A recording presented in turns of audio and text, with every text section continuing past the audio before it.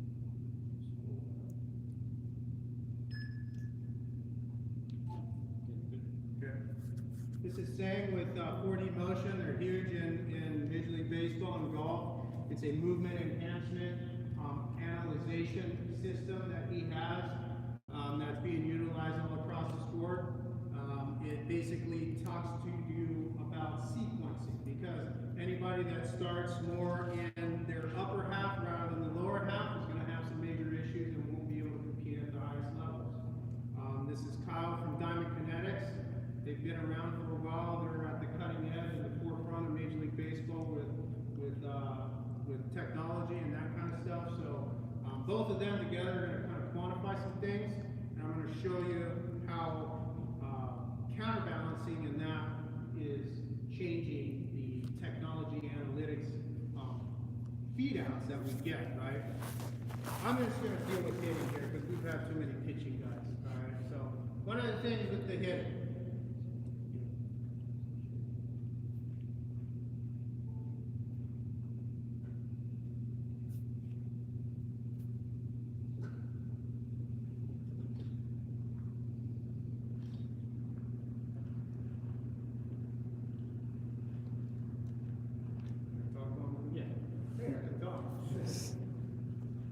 great hitters have average swings. Great hitters, okay, have great plate coverage, okay? And so I'm going to talk to you about how to create the end result, which is plate coverage here, through equal and opposite reactions, and how they do it at the big league level. Good? Okay, cool. When I played, when I pitched, and I knew when I had 50+ thousand in the stands and 6 cameras on me, and I knew my next contract or my next start was going to be dependent upon this one pitch, not thinking about all the little motor, yeah, keep it here, whatever, right? All the mechanics that we are training these days. What am I thinking about? I'm thinking about the end result on how to actually hit that spot with power, right? And I know that, and I've learned that throughout all the years, that it is based upon movement. All of the mechanics that you guys see or heard about or are training right now are all byproducts of movement and how energy flows through your body. So I'm going to give you a stat. At the big level, hey, we'll just use your guys' level. Where do pitchers start you mainly? Outside, correct? How many in the audience feel it's outside most of the time? Where do they start you? Okay? If you're behind, if you're ahead of the count, you're at a hitter's count. Where's the pitcher going? Inside or outside? Most of the time outside. Big league level, it's over 70% of the time. But yet, this doesn't make sense. Why are most of those balls, over 70% of them, being pulled? So think about that again. If 70% of the time, or a little less, a little more, the pitcher and a hitter's count where I'm looking fastball, and he knows that a fastball is coming. We're starting it outside, we're staying away from you, but yet 70% of the time, that hitter is pulling that baseball. Doesn't that go completely opposite of what most people are teaching these days? What do they teach? Hit the ball the other way. Hit it where it's pitched. Correct? Am I right? Now, I'm not saying that's inaccurate, but what I'm saying is you become no threat to me as a pitcher if you don't have the plate coverage to be able to at least take this ball on the pull side of second base, because that's obviously your power. If you're constantly flipping, we're just going to keep moving guys around. Now, this doesn't apply to the guy who has slammed a forehead and drags his numbers, okay? It doesn't apply to that guy. For the rest of us, it does, all right? But I'm going to show you here, okay? So I'm going to go through some stuff right here. Here, grab me another ball. I'm going to put my foot at the same spot every time. That way, our virtual lab here is accurate. So I'm just going to start swinging. Can I swing now? If you want me to capture, yeah, we Okay. loosen up for sure. No, yeah, let me loosen up.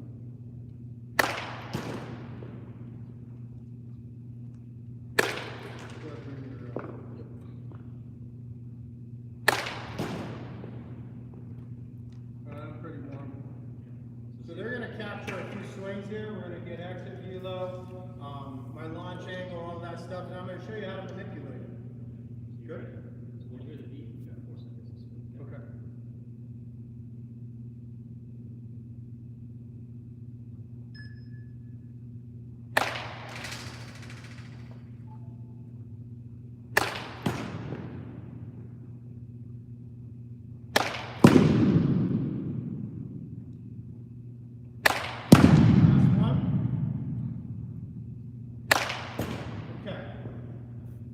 this isn't rocket science, but we'll look at it. Where am I at on average? Barrel speed around 54 was the low, 59 was the high. 54, 56, 59. All right. My angle is so for the bowl. Approach angles, yeah, pretty consistent, right around -3, -4. -3, -4, not good, right? Approach angle is not good. Barrel speed, not going to get me in the big leagues or even college, okay? How was my sequencing? Too much decel? Right. So what does that mean? That means I'm underpowered, even though I feel like I have more, which is a lot of people that are probably online. And maybe somebody's going to give you a bunch of, tips and mechanics and whatever, but all they're doing is masking it. The reason why I'm not doing what I'm capable of doing is because I'm not counterbalanced. I'm going to explain it, okay? First thing is this. I didn't really have a hand move. I was just here. But watch what happens if I have a big separation in hand move, which is counterbalance, okay? One more.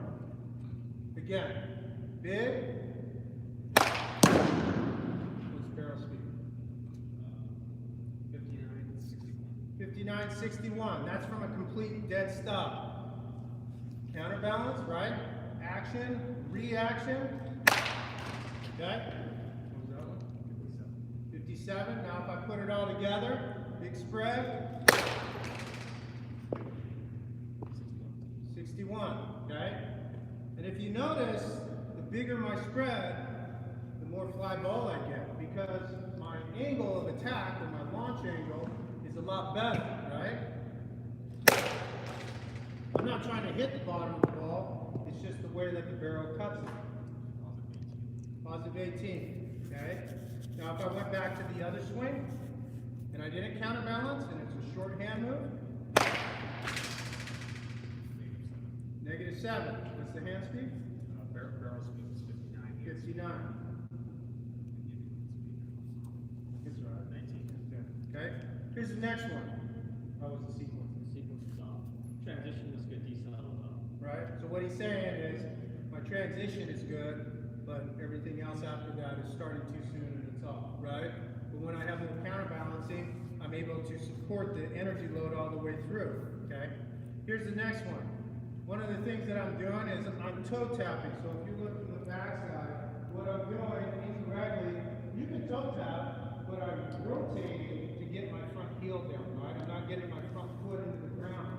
I can toe tap, but I have to get the front heel in the ground, then rotate, as we say. Linear to rotational movement. So if I do it correctly here, and I'm just going to go boom, okay? Again, I'm going to do it, try to go all the way through. That wasn't as good. Last one.